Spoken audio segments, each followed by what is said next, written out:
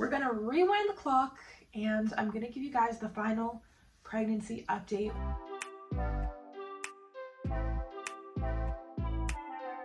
Hello everyone, welcome back to the channel. If you're new, my name is Mickey. It has been a very long time. Well, there's a lot of new things. So I cut my hair, no more bleach damage. If you know, you know. If you guys are new to the channel, please go ahead and subscribe. Long story short, guys, I have a kid who doesn't sleep very well. It has been a struggle, and social media has been something that I put on the back burner. I have taken up posting on TikTok because TikToks are so fast to make. YouTube videos take a lot more time, they're longer, and they take a lot more editing. 1, follow me on TikTok.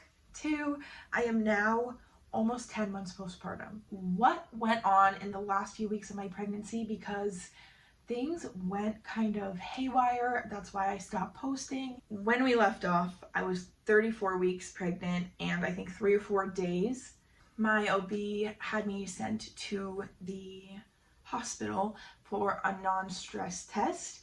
She was concerned because I had high blood pressure.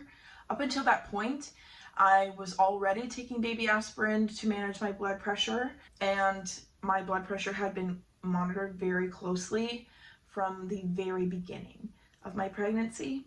I do have some medical anxiety, so whenever I've had my blood pressure taken, it's always been borderline on the higher end. I, on the other hand, was shocked. I had no idea what was going on. I was so overwhelmed and so scared and so freaked out. And by the end of the visit, my blood pressure came down to a normal level, and they said, "You're fine, you can go home." My OB, before I even left her care to go to the hospital for the stress test, scheduled me an appointment to come in the next week to check back in on the blood pressure problem.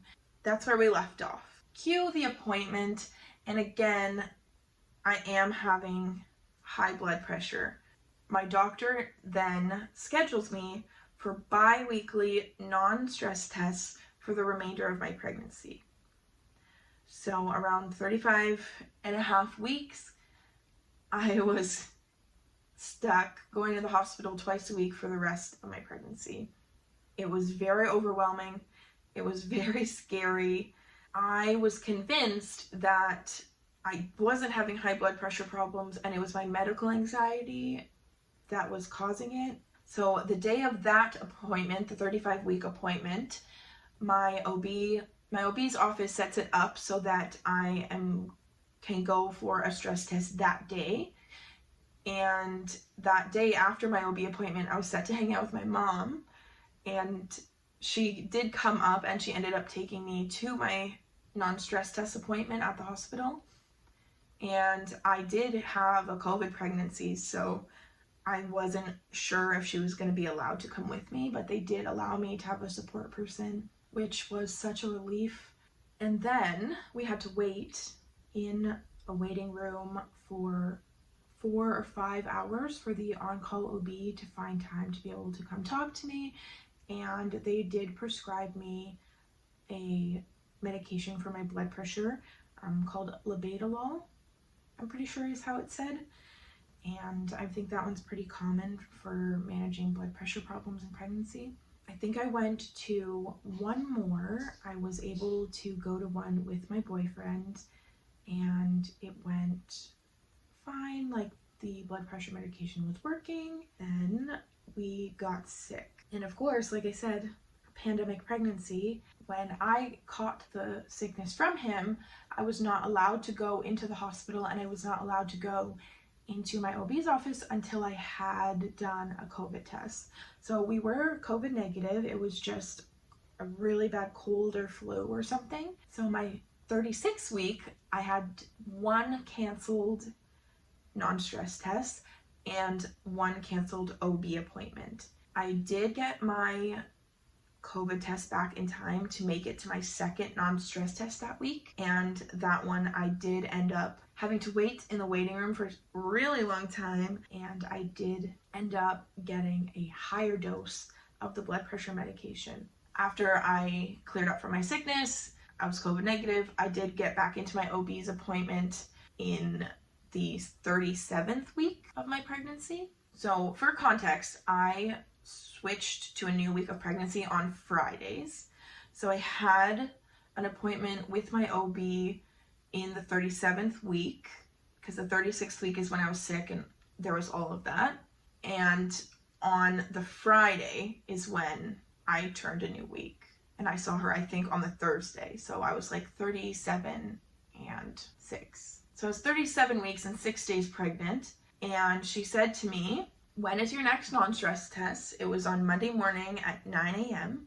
And she was like, well, coincidentally, I'm on call. So when you come into the hospital for the stress test, have them call me in and we're going to talk about scheduling you for an induction. And I ended up going into labor at 3 a.m. on the Monday. So I didn't make it to the non-stress test, and I did end up getting induced because of my blood pressure problems. The official diagnosis is gestational hypertension, which just basically means that during pregnancy, you ended up having high blood pressure problems. It's hard for me. I think part of the reason it took me so long to share, I'm trying to stay calm and not get emotional, but it's hard because from the like 34-week appointment and going to that first non-stress test all the way until my delivery was kind of very traumatic and very scary.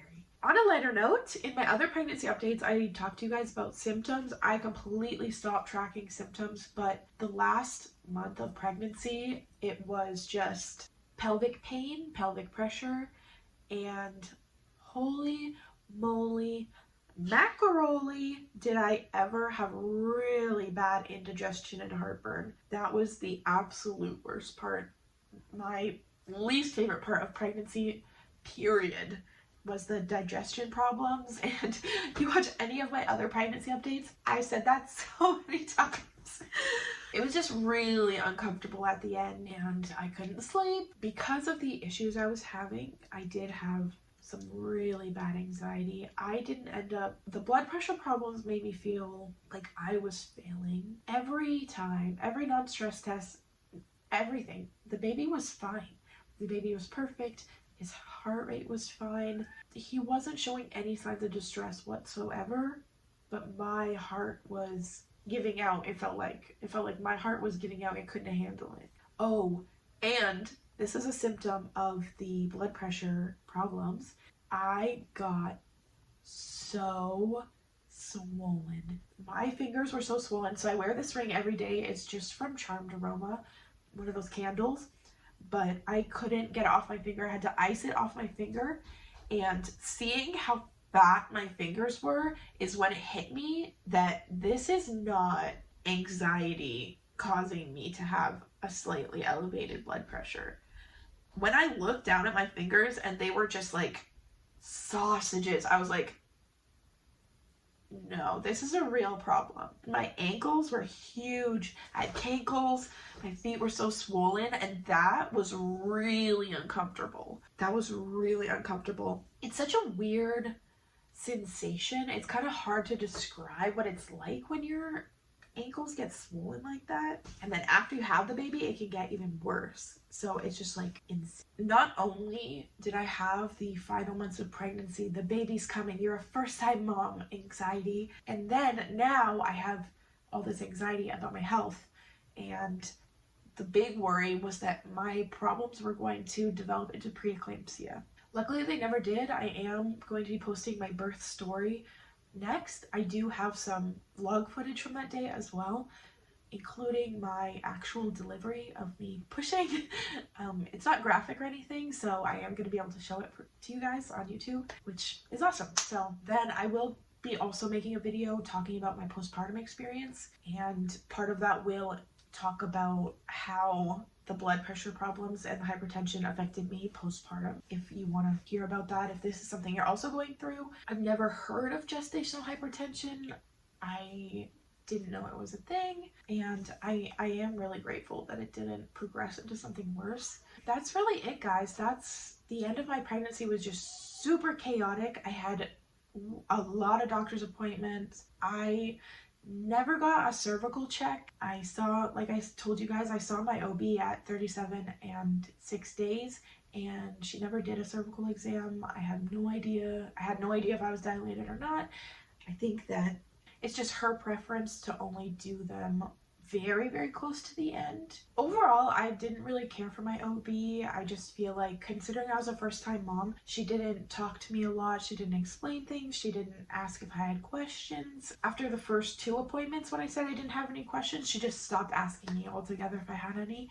And like I said, I did struggle with medical anxiety, so I had a hard time just asking. And it's not that she was a bad doctor, she was very quiet and didn't really say much. I don't have anything else to say. That was the final pregnancy update. It was very chaotic and really hard for me to think about. I was very emotional, not only hormonal, not only anxiety wise, but just sick with worry, which I know like anxiety, but like I was just so scared something was gonna happen to the baby. Yeah, love you guys so much, and I'll see you later. Bye.